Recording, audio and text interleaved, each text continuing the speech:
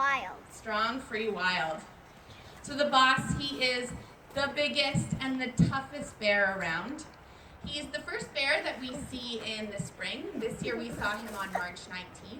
And he's the last bear to retreat to his den in the fall. He can weigh up to 700 pounds. Yeah, question? How did you weigh him? How did we weigh him? I'll talk about that later, okay? He can weigh up to 700 pounds. So he's a really big guy, and he's 17 years old. And there are a few distinguishing features of the boss other than his size. You can see he's got very white claws. Grizzly bears, they have super long claws, and his are very white. And he's also got a scar on his face from a porcupine quill. Now, you may be able to guess from his nickname and that picture of him, the boss has quite an appetite for meat. Now, grizzly bears, they're omnivores, so they'll eat anything from berries and flowers to ground squirrels and carcasses. And this is because the summer is really short, and they have to race to get all the calories that they'll need for the long winter ahead where they're in their dens and they're not eating anything. But the boss tends to go for meat more than other grizzly bears.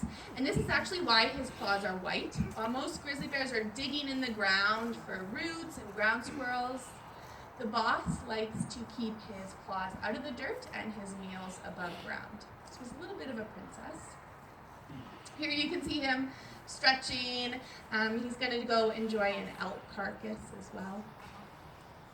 And the boss, he hasn't just caught the eye of the public. He's also provided a lot of really valuable information to Parks Canada researchers as well. In the spring of 2012, he was fitted with a tracking collar, and I have one here. And I'll pass it around if we just want to snake it through the audience. So it'll end up with you right over here. You guys want to take a look at the tracking collar?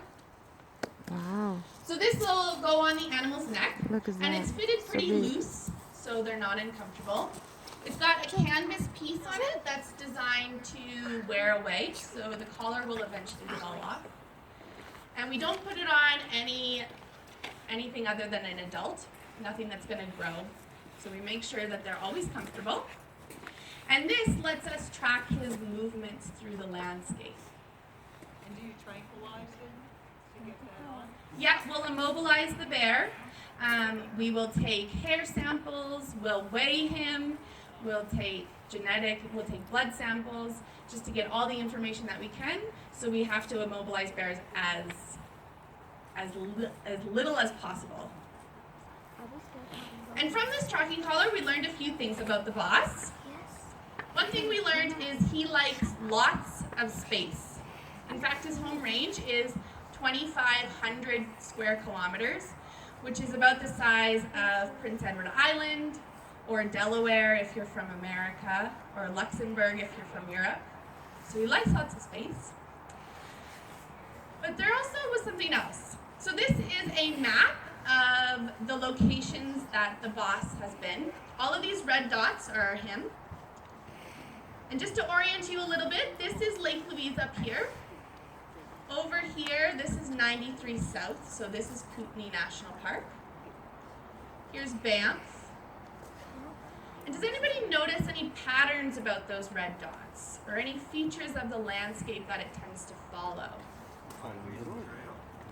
Exactly. Highways and trains. So if you've driven here, you've probably driven on one of these highways where the boss has been seen. And that train parallels the highway. So the boss, he prefers these human-shaped landscapes. Does anybody have any ideas why he might prefer these human-shaped landscapes, like the highway and the train?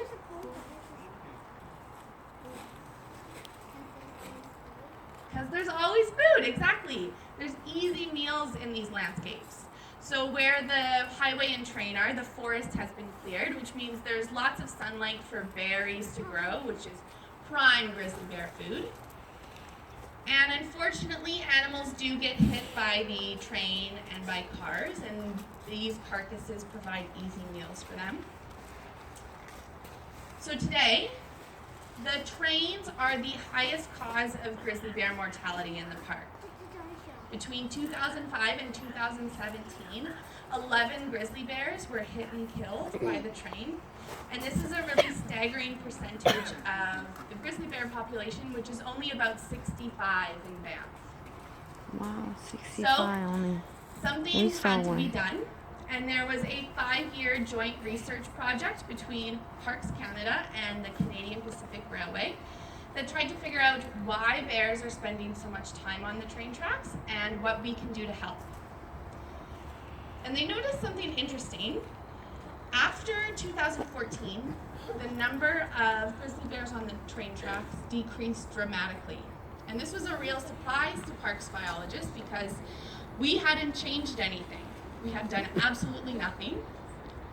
But they noticed that the boss had been patrolling the train tracks. So he was scaring away other bears from the trains. He was probably patrolling them because he knows that's a good place to get an easy meal. But he was inadvertently saving a lot of bears from getting hit by the train. They also learned that bears prefer recently burned landscapes. So in places where there's been a forest fire, there is abundant grizzly bear food. All those berries and flowers have lots of sunlight to grow. So one of the things Parks Canada is doing is using prescribed fires to draw bears away from the train tracks and into these recently burned landscapes. So the boss, his legacy echoes throughout the Bow Valley. Genetic analysis shows that he has sired at least 5 of the cubs here. So his royal blood flows through the population.